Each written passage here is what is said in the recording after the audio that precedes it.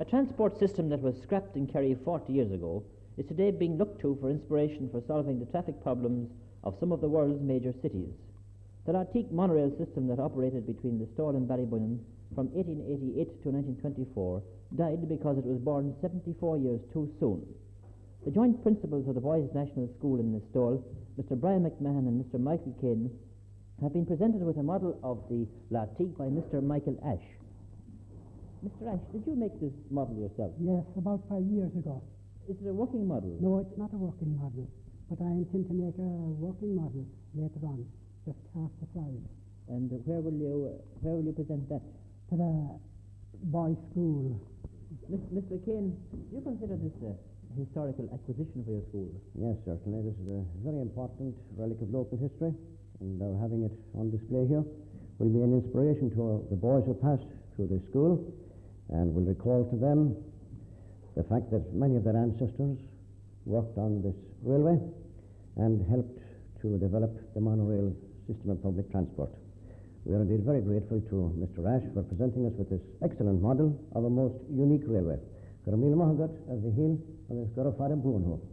is this the first link with the monorail that you have had? Well, about 2 years ago, Mr. Fennell of Tralee presented us with this bell.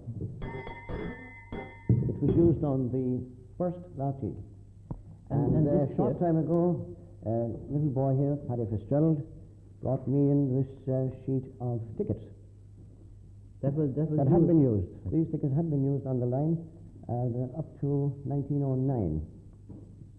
These tickets were in use. Your colleague, Mr. MacMahon, I think, remembers travelling on this system. Mr. MacMahon, have you any happy memories of this? Yes, I have the very happiest memories of them. Could you tell some of the boys there about these? Now, boys, this train, first of all, ran on a trestle, and it had to be kept in balance, and this led to some very amusing situations. Ruddy granura hitchidamach. Because the people in the sea and sun at Haveney Green on the sunny side, they didn't want to sit there at all. They all wanted to come across this there to the other side.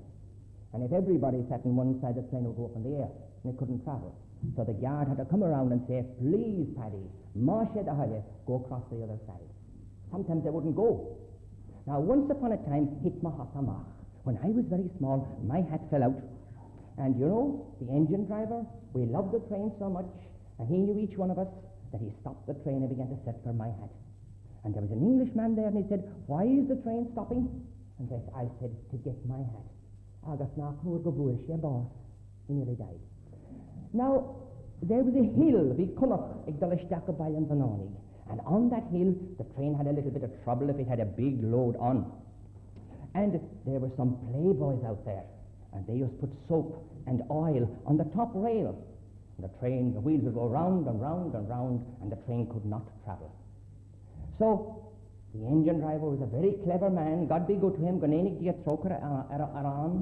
And you know what he did? He put a little biscuit box in front with a little slot in the bottom of it, and out fell sand on the greasy rail, and off goes the train to Ballybunion again.